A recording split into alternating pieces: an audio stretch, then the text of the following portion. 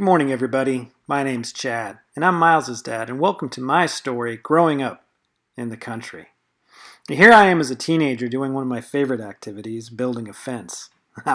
I'm kidding, I didn't actually enjoy building fences all that much. There's a lot of work to do where I was raised. We had cows that I had to care for, and there were many other things that I needed to do in order to help out. Now, I'll get into some of that as I go along with my story. Now, growing up in the country has many adventures to it.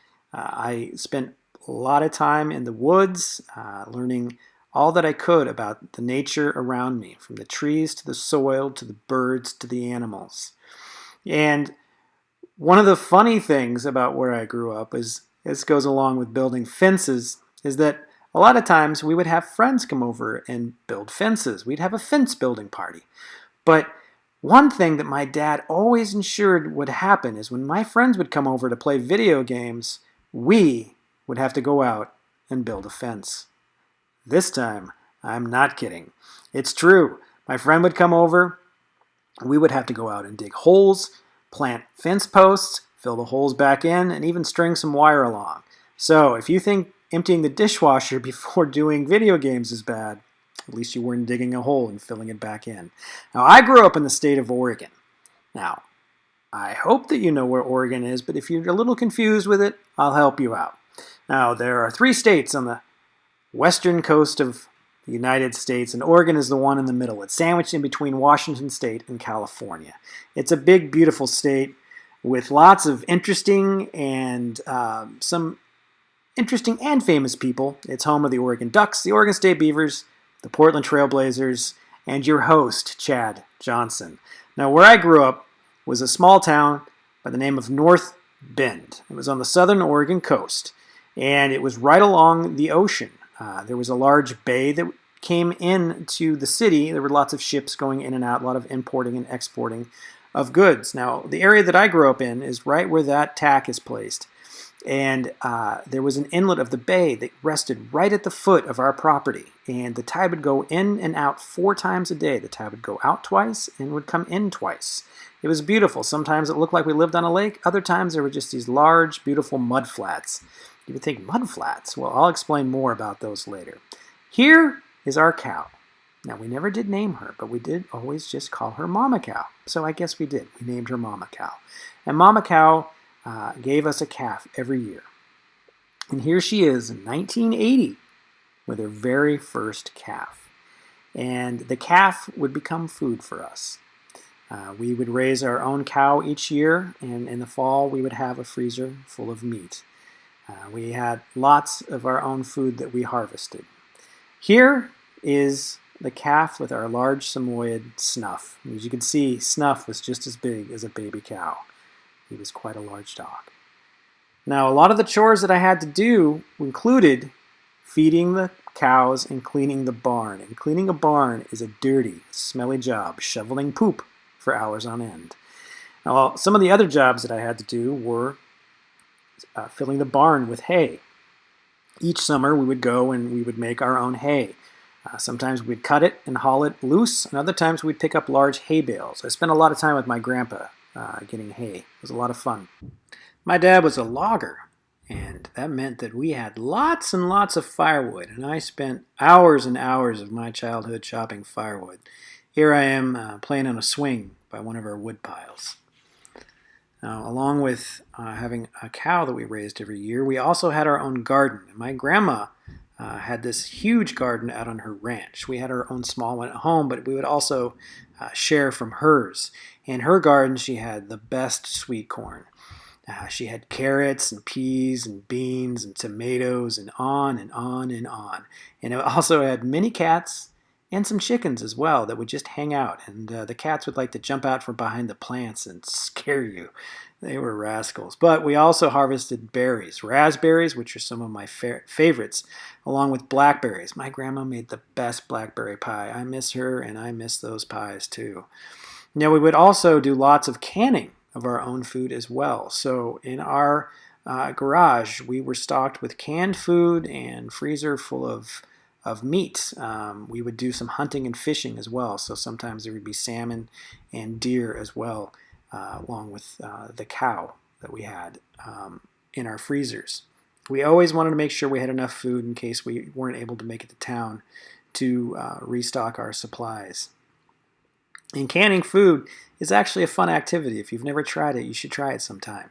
You feel like you've really accomplished something after you've gone about canning your own food. Now, we had a lot of land, and on that land we had cows, but we also had lots of pets. We had dogs and cats.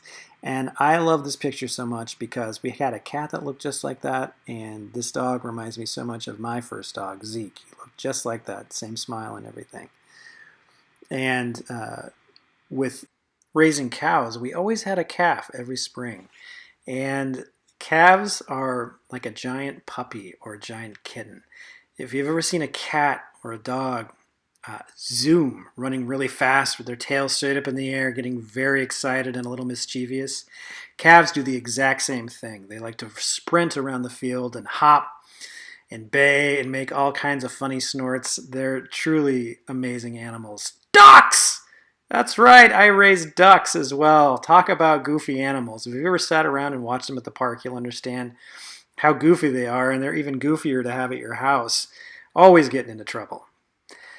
And what kept me out of trouble was spending a lot of time outside, and while I did that, I became an avid bird watcher. I was so lucky to grow up where I did.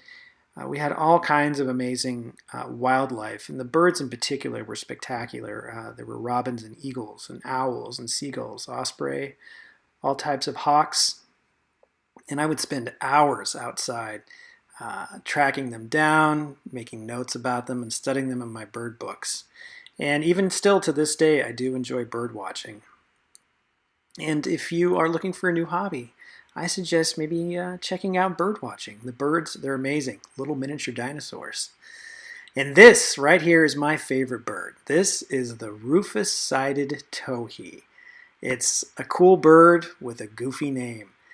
You can find those sometimes in the Midwest, occasionally, but you have to be out in a very deep wooded area. So if you like to go hiking out in the woods or camping in the woods, chances are you'll be able to see one, and they have a beautiful song. So where I grew up, as I mentioned before, was near the ocean and at the inlet of a bay. And the tide would come in twice a day and go out twice a day. And as I mentioned before, when it was in, it looked like we lived on a lake, but when it would go out, it looked just like this with these big mud flats. And you would think, a mud flat, what's so cool about a mud flat? Well, all kinds of amazing things live in a mud flat. You can get your food from a mud flat. That's right. You can get clams, just like these right here. You can also get oysters, some of my favorite, Dungeness crab, and when the water was in, you could get salmon. And growing up on the coast, we would get these storms with these amazing large waves, just like this right here. And if you look really close, you can see little people, and that wave was huge. Along with the giant waves along the rocky coast, you would also find beautiful tide pools. And in the tide pools, you would see things like we have here, sea urchins, sea anemones, sea stars, mussels.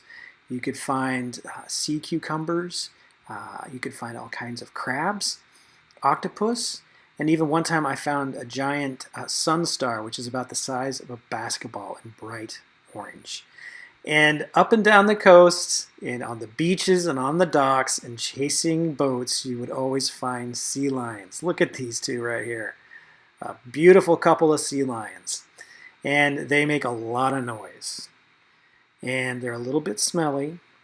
And they're kind of lazy. They like to lay around in the sun a lot. And they would take up all the docks where the fishermen had to go. They could hardly get to the boats because the sea lions were sleeping all around their boats on the docks. Rascals, these sea lions are. But look at that face. How can you not love a sea lion? What a cute face. And speaking of cute faces, one time I was at the beach with my marine biology class, and I stumbled across one of the greatest things I've ever found on the beach, and that was a baby harbor seal. It looked just like this. It was gray, it was fuzzy, it was so young it still had spots, and those big, beautiful black eyes was one of the cutest things that I have ever seen in the wild. And it was just sitting on the beach, minding its own business, sunning itself. And its mom was just off in the surf. She was looking for food for them to eat. But Mom kept a watchful eye on us, so we made sure not to disturb the seal. So we just, took some pictures and really enjoyed being able to be that close to one, because it's rare that you can ever get that close to a baby seal. Well, everyone, this concludes my story. I just want to thank you for allowing me to do this. This is a picture of a sunset where I grew up. We always had the most beautiful sunsets along the coast. I hope you enjoyed the story. I hope that I was able to provide some information for you about what it's like to grow up in the country. And thank you very, very much. Goodbye.